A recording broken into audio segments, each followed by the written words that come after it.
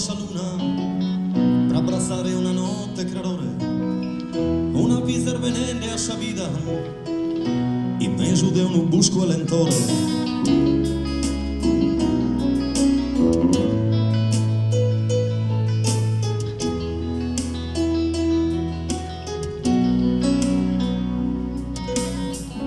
S'attonze sti fore Giaianna, crudele e fritto che nive, una mano assassina negavo a un uvrore de conosca sa dire. Servero che esisti perdono in questa giustizia terrena, mi invoca sa nuerte su celu e te curva la hia fizza mea. Servero che esisti sabero e arbido su frore in sa corte, poi tener firma usa mano de chi abbatti usa morte.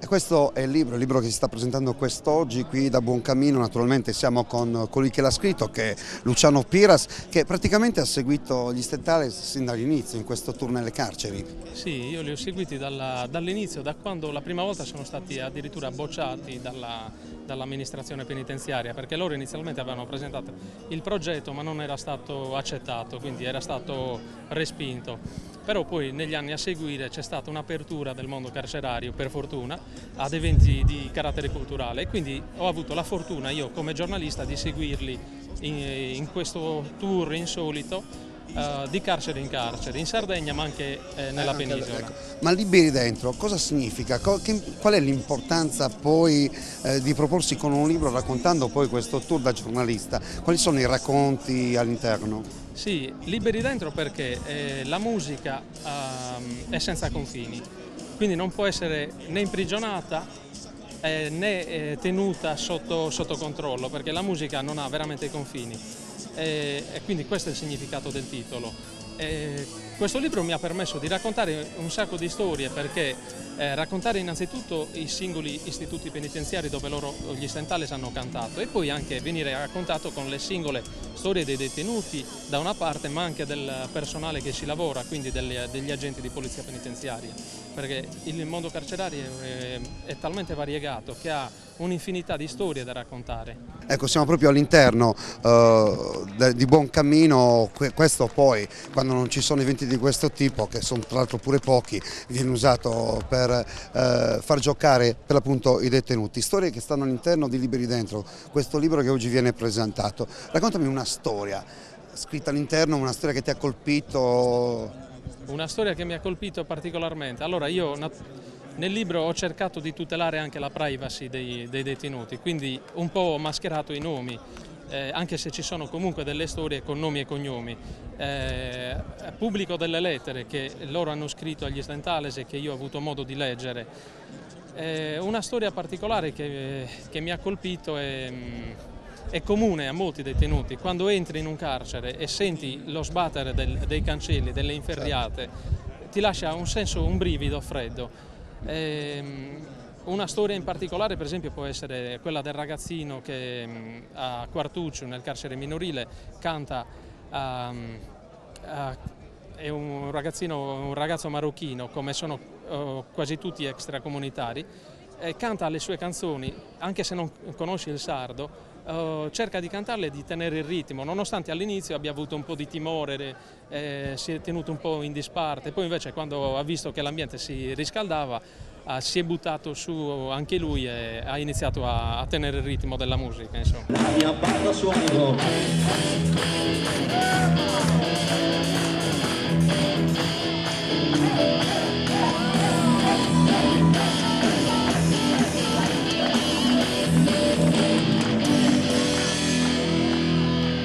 La mia banda di suono è rock, e sul all'occorrenza, viaggia bene ad onde medie, a modulazione di frequenza, è un rock bambino, soltanto un po' latino, è la musica che è speranza, è la musica che è pazienza, come un treno che passa, tutto carico di frutti, eravamo alla stazione, sì, ma dormivamo tutti, la mia banda suona il rock, per chi l'ha visto, per chi non c'era, e per chi quel giorno lì inseguiva una sua chimera.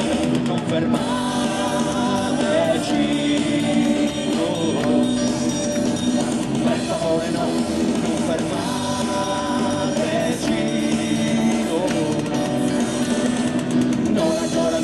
Intanto siamo in compagnia di Giacomo Mameli, grandissimo giornalista. Grandissimo, vecchio giornalista. Vecchio e grandissimo. 70 anni, Lassa Verdi. Ma io ti conosco da ragazzino che fai sempre questo mestiere, quindi insomma. No, cosa ne pensi, Giacomo, di questa manifestazione, di questa giornata qui all'interno del carcere? Beh, la manifestazione è chiaro che è importante perché permette ai detenuti di parlare con le persone che vivono liberamente e a noi che viviamo liberamente di capire quali sono i problemi di chi non è libero. Io ho fatto i miei studi di sociologia, al centro degli studi di sociologia c'è il problema della devianza. Per quale motivo io sono deviante, tu sei deviante? Per colpa mia, per colpa tua, per colpa della società? Bisogna stare un po' attenti, quindi a dare giudizi affrettati. E allora pensare che tutti sbagliamo, però pensare che è chiaro che quando c'è un errore c'è una pena, questo può essere comprensibile, però ciò che noi che siamo fuori non comprendiamo sono proprio le sofferenze interne. Io non credo che l'istituzione carcere debba essere come ancora è oggi in Italia e in altri paesi occidentali. Chiaro che ci sono dei paesi, penso ai paesi dell'Oriente, ai paesi alla Cina, dove le condizioni dei carcerati sono disastrose, noi non siamo in queste condizioni. Però probabilmente la Costituzione italiana, che vuole che il carcere sia un momento di rieducazione, la Costituzione italiana, che è una grande Costituzione civile, che vuole soprattutto che quando i detenuti escono siano accolti senza pregiudizi, questo è un problema nostro di chi è fuori, perché chi è fuori ha ancora pregiudizi nei confronti di queste persone. Allora dovremmo liberare la nostra mente, dovremmo essere, come dice Luciano Piras nel suo bel libro, liberi dentro, evitando di dare giudizi affrettati, di dare sentenze che spettano ai magistrati, non ai cittadini semplici. Tu poc'anzi, durante il tuo intervento, hai citato Gramsci. Gramsci è il più grande sardo. È purtroppo un sardo che i sardi non conoscono e che in questo periodo in particolare si cerca di non ricordare. Gramsci è l'esempio più bello che ha la cultura sarda, un intellettuale che definiscono comunista. Io ritengo che Gramsci fosse un umanista, uno che capiva le sofferenze degli operai della Fiat quando era a Torino, degli operai che facevano le lotte per il pane, i grandi scioperi sociali dei primi del Novecento, per cui Gramsci è un faro per tutti noi. E io proprio in questi giorni ho fatto una trasmissione alla RAI raccontando un libro di Giuseppe Fiori sull'anarchico Schirru, che viene condannato alla fucilazione alla schiena senza nessun processo, senza, cioè, ecco, queste cose non devono più avvenire, però la umanizzazione anche del carcere come questo, e mi fa piacere aver sentito da voi che il vostro direttore è dei più aperti, che questo carcere non è dei peggiori, quindi non abbiamo questa colpa di essere sardi pure, quindi c'è da sperare che i motivi della devianza siano sempre di meno. Intanto mentre parliamo facciamo vedere questa immagine, Lello. Ecco, perché mi sa che qualcuno dei ragazzi all'interno del carcere credo abbiano fatto un regalo agli Stentales, che sono un gruppo che bisogna davvero ammirare, un gruppo molto vicino ai problemi sociali, alle sofferenze. Credo che l'arte, la musica comunque serva anche l'arte, la musica e la lettura. Io domani sono a Sant'Antioco per fare una conferenza che dice chi legge esce dal gregge. A me piacerebbe che si leggesse molto, perché chi legge si libera anche dentro. E noi siamo arrivati al termine di questo speciale dedicato agli Stentales, ma dedicato soprattutto a questa festa qui in questo carcere. Siamo in compagnia, intanto Gigi Sanna con noi, ma siamo in compagnia, Gigi, facciamo un bell'urlo, il coro qui nel carcere di Buoncammino. Allora, Gigi, parliamo di questo libro e di questa manifestazione. Beh, il libro appunto scritto da Luciano Piras, un bel libro che abbiamo presentato proprio a Buoncammino, perché comunque era il nostro punto di partenza, e poi soprattutto per un motivo bello e sincero, perché comunque c'era un coro e un tenore che sono nati dentro il carcere, che stasera si sono esibiti, hanno fatto un figurone, quindi questo ci ha riempito ancora più di orgoglio. Vi faccio i complimenti, ragazzi. Grazie. Ci hanno fatto fare brutta figura. Nel senso, sono stati bravi. Bravissimi. Beh, una battutina, però hanno avuto tutto il tempo anche di provare.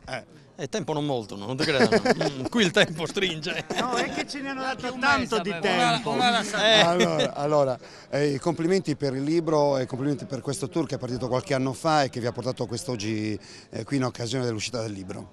Ora, logicamente, qui è partito il tour delle carceri comunque continuerà, andremo comunque a Nuoro, faremo Badua Carros, faremo Oristano, Piazza Mannu, faremo San Sebastiano, poi a settembre siamo a Luciardone, poi saremo lì a Rebibbia. A Luciardone, sì. Sicilia? Sicilia. Insomma, dappertutto. In tutta Italia? Dappertutto dove ci chiamano, soprattutto dove ci fanno riuscire, in questo casino. Perché entrare è facile, il problema è uscire. Tanti anni fa abbiamo fatto la domanda per entrare e non ce l'hanno accolta, ora ce la stanno accogliendo tutte, però spero che qualcuno giochi qualche brutto tiro. Allora, vi faccio i complimenti, un applauso agli Stentales, grazie di averci seguito fino a questo momento e viva insomma, gli Stentales. E chiudiamo con le parole che ho usato durante la fine poi del concerto, che hai detto una parola importante a proposito di stelle e di luna. Beh, è normale che le stelle che comunque vedono da quelle gratte non saranno mai come le stelle che ci sono dall'altra parte del muro, quindi spero che tutti loro le possano vedere al più presto, quelle stelle che le stanno aspettando fuori, perché sono stelle libere, come loro, uomini liberi. Grazie Gigi. Ciao a tutti. Ciao, con questo vi salutiamo, appuntamento al prossimo speciale, ancora con gli Stentales, qui da questo carcere e con i ragazzi del coro.